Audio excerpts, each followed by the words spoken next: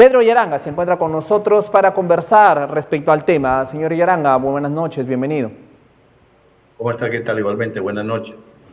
Usted como experto en temas de terrorismo, en temas de seguridad, en fin, yo quisiera empezar con una lectura amplia y lo que hemos escuchado a una de las personas que el día de hoy se ha entrevistado. No han hecho nada o no quieren hacer nada. ¿Cuál sería la respuesta a eso? Yo creo que no hay intención por hacer algo más. En cuanto a seguridad ciudadana, ya hemos tocado el techo. No pensábamos llegar a estas circunstancias, pero las decisiones pésimas del Ejecutivo y obviamente con la nefasta gestión del ministro del Interior nos está llevando a esto, ¿no? Y obviamente sacrificando a los buenos policías, igual al mismo tiempo también afectando mucho en cuanto al incentivar la economía local y regional, que es bastante preocupante, sobre todo para estos pequeños hombres que hacen día y noche por llevar algo a sus casas, y los que tienen restaurantes, los que tienen los pequeños negocios, todos están siendo presa de las extorsiones. Ahora, todos apuntan, y con razón, al señor Juan José Santibáñez, ¿no? Él es parte del problema o el origen del problema. Luego vamos a profundizar, pero mi interrogante es, el señor Santibáñez continúa en el ministerio. Mañana quiere incluso presentarse ante el Pleno. Quiere ver si convence a estos congresistas que por largo tiempo lo han protegido, para ver si tal vez los convence y se mantiene en el ministerio. Pero creo que las horas están contadas o deberían estar contadas en torno a la presencia del señor Santibáñez en el Ministerio del Interior. Deberían estar contadas en realidad las horas ya desde hace tiempo. Sin embargo, todo se puede esperar de este Congreso, sobre todo de las bancadas que siempre están apoyando o esa mala gestión a cambio no sé de qué cosas, pero tenemos grupos importantes políticos, por ejemplo, avalando esta gestión del ministro del Interior, cuya gestión bastante nefasta, ¿no? Porque ha generado divisionismos dentro de la Policía Nacional. Eso es lo más preocupante.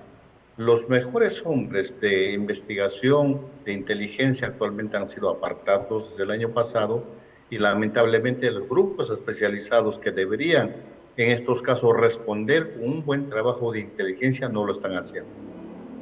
Efectivamente, ahí tenemos al señor Harvey Cochado y a muchos otros de inteligencia que han sido mandados pues a la calle, ¿no? A ser policías de tránsito, en fin, teniendo una especialidad justamente en esto, en inteligencia. Entonces la pregunta siguiente sería, ¿por qué se ha hecho esto? Si es totalmente ilógico. O sea, de la mejor manera que cómo luchar contra la delincuencia es reforzando cómo luchar contra la delincuencia es reforzando la inteligencia. Entonces, ¿qué intenciones se ha tenido, señor Yaranga? Yo creo que existe una serie de problemas en el interior del gobierno, en gran parte también desconocimiento, y creo que con todo lo que le está pasando a la señora Boluarte y obviamente a algunos ministros, lo primero que hacen es culpar a los especialistas de inteligencia de la Policía Nacional. Creen que ellos son los que están filtrando las informaciones y que por lo tanto esos equipos especializados se han convertido en una amenaza para el gobierno. Yo creo que por eso es que los han separado. Algunos los han sacado, pero a otros simplemente los han llevado a trabajos de escritorio, que nada tienen que hacer. Ellos deberían estar en las calles produciendo trabajo de inteligencia. No lo están haciendo. Ahora la pregunta, y usted reitero, es una voz autorizada en ese sentido por lo analista que es. En un país puede haber delincuencia, ¿no? En un país puede haber criminalidad, pero en los niveles en que vivimos ahora en el Perú resulta sinceramente increíble, espantoso. Pero también hay este principio o esta idea. Cuando la criminalidad crece y no hay nadie, en este caso los poderes del Estado, quien dé políticas estrategias para que frene este avance de la delincuencia, quiere decir que las mafias organizadas ya llegaron al poder, ya se infiltraron en las entidades más altas de un gobierno. ¿Usted cree que se ha llegado a eso? ¿Usted cree que dentro del gobierno existen estas mafias que de alguna manera favorecen? Y se lo digo un ejemplo. Veamos el Congreso de la República, leyes y normas que han favorecido, muchas de ellas, a la delincuencia. Vemos al señor Santibáñez, que no solamente es ministro, sino que ha defendido a presuntos malos elementos de la policía. Y vemos también incluso a la misma presidenta Dina Boluarte inmiscuida también en actos aparentemente de corrupción. Entonces reitero mi pregunta, ¿cree usted que el crimen organizado ya se infiltró en las altas instancias gubernamentales? En estos instantes yo no descartaría nada de él.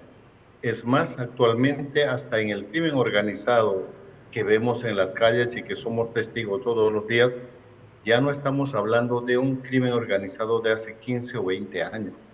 Actualmente estamos hablando de un crimen organizado que amasa mucho dinero y que la criminalidad ahora ya es empresarial. Vale decir, con tantos millones a la mano, lo que están haciendo es comprar bienes, bienes raíces, constituir empresas, digamos, de hoteles, de minas, incluso de servicio, por ejemplo, de vehiculares, entre otras cosas, porque es ingentes cantidades de dinero. ¿A nombre de quién lo hacen? A nombre de terceras personas. Pero eso relativamente se va a hacer todo un seguimiento. Con todo lo que existe actualmente, es posible hacer seguimiento.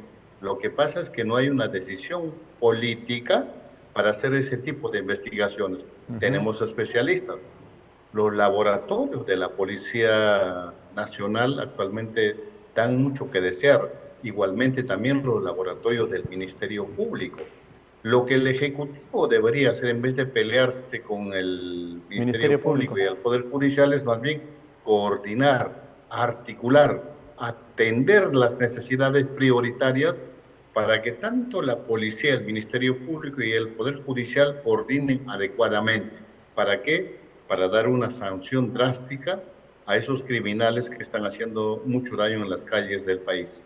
Justamente usted está hablando en esta noche de estas fortunas que se logran a través, pues, de la delincuencia, ¿no? De las extorsiones. Son fortunas, ojo, no es poca cosa, son fortunas las que recaudan, ¿no? Sin embargo, y ellos a través, como bien lo dice, este dinero lo intentan, compran departamentos, compran autos, en fin, tratan de limpiar, de lavar el dinero. ¿Cómo entender entonces, si reitero la pregunta anterior justamente, cuando las leyes deberían reprimir estas acciones, quitar todo el dinero mal habido, todo el dinero de la delincuencia, de la extorsión, quitarles a estas mafias organizadas, quitarles ese poder económico que tienen? ¿Cómo entender que este Congreso mañana esté debatiendo y poniendo en agenda para una segunda votación eliminar la ley de extinción de dominio?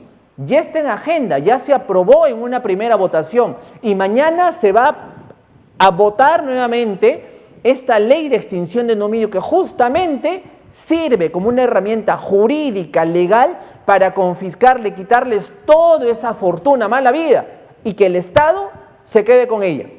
Pero acá no, acá este Congreso quiere eliminar esta norma y decirle al delincuente, al extorsionador, amigos televidentes, ¿no? Al sicario, darles chance de que con ese dinero pueda defenderse. Con el dinero que a usted le cobran, por cada cupo que usted paga, permitirle a estos miserables que puedan defenderse, pero más miserables son aquellos que van a anular mañana esta norma. Veremos quién vota, señor Yaranga. Entonces, ¿cómo entender esa situación?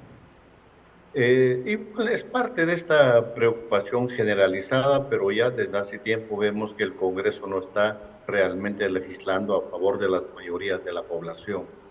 Ellos lo están haciendo a nivel grupal, a nivel familiares, para favorecer a ciertas personas. pero no necesariamente a favor de la población. Yo creo que es hora en que la población debería ponerse las manos al pecho. Casi estamos a puertas de unas próximas elecciones y que en las urnas la Ujú. población peruana pueda realmente dar su merecido a estos representantes que actualmente nos están haciendo mucho daño.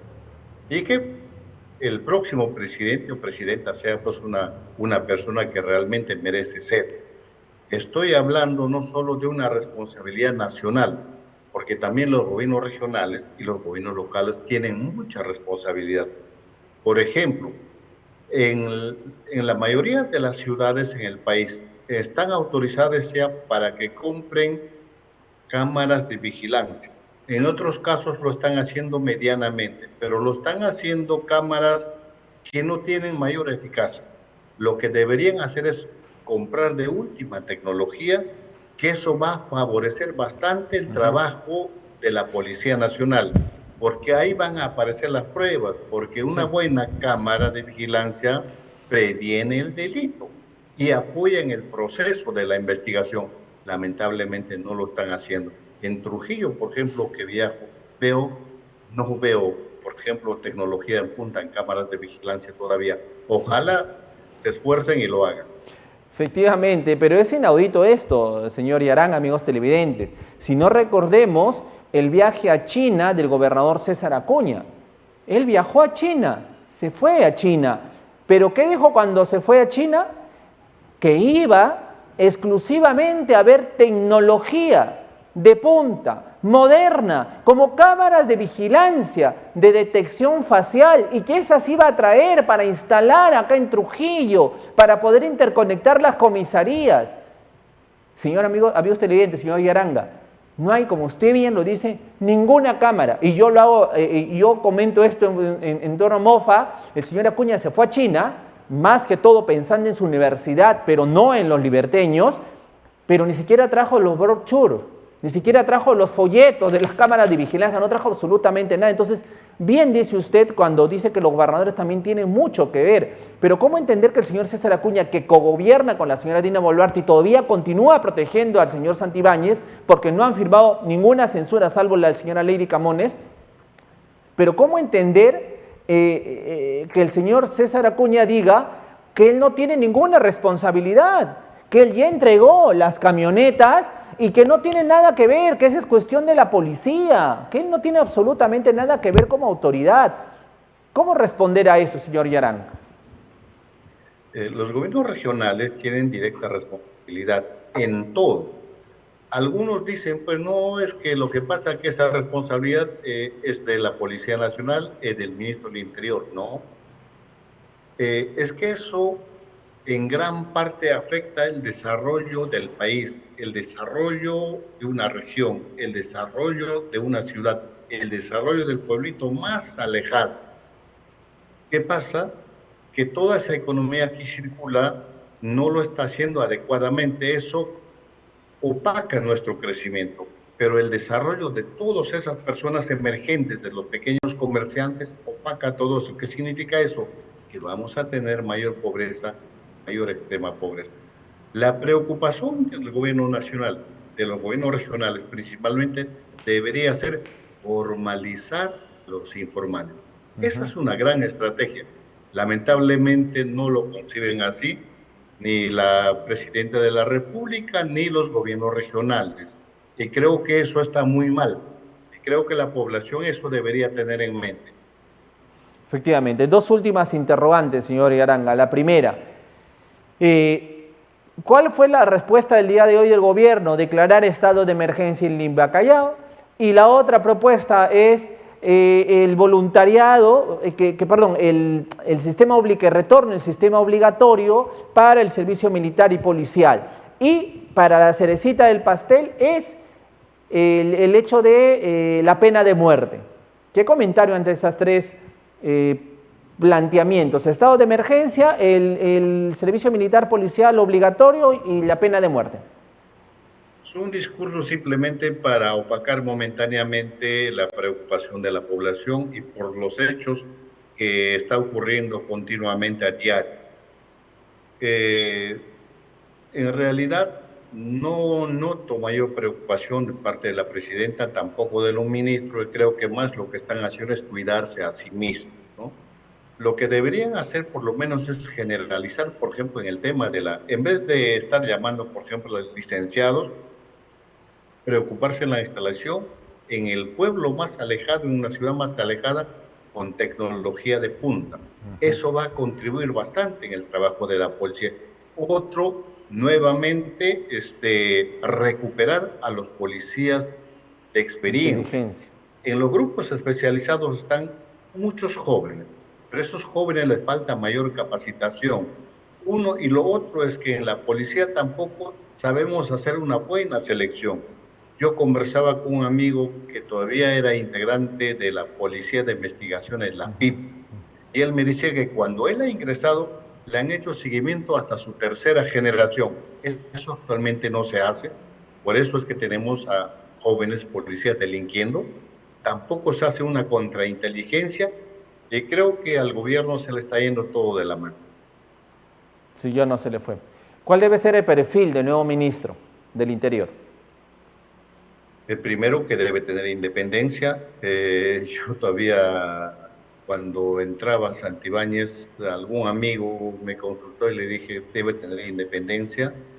Y me dijo, ¿qué hicieras tú estando ahí? No, no podría, porque yo no dejaría que me pisen los tacos, tampoco que me impongan personas, entonces obviamente no, simplemente no duraría o simplemente no ingresaría. Entonces yo creo que el próximo ministro lo que tiene que existir sobre todo es independencia y escoger a las personas de su entorno, recuperar la confianza en la Policía Nacional. Nosotros en el Perú tenemos policías muy capaces. Lo único que hay que hacer es recobrar esa confianza. En tanto, la delincuencia seguirá avanzando si seguimos con todo este statu quo del gobierno. Si estamos en las mismas condiciones, con las mismas recetas, declarar estado, ¿para qué declaran estado de emergencia con la misma receta? Si es una receta que no funciona, no se implementa más cosas, no sirve para nada. Y sacar a los militares a la calle como que tampoco, ¿no? No funciona, definitivamente. Efectivamente, lo que hay que acá hacer es refrescar, pero sobre todo traer a una persona de experiencia. Ahora yo me pregunto, a estas alturas, ¿alguien también podrá querer asumir esa papa caliente, tomarle esa papa caliente? No lo sé. Bien complicado, pero en esta situación nos ha puesto este gobierno y este Congreso. Señor Yaranga, le agradezco muchísimo por estar esta noche con nosotros. Y bueno, veremos a ver cuál será el desarrollo que se tenga en todas estas situaciones. Tenemos información que un nuevo integrante del grupo, justamente Armonía 10, está recibiendo más amenazas en torno a esta situación. La delincuencia no para, señor Yaranga. Con palabrería barata, los delincuentes se ríen y la autoridad comienza a perder, obviamente, pues, valor, posición y demás. Señora Yaranga, muchísimas gracias.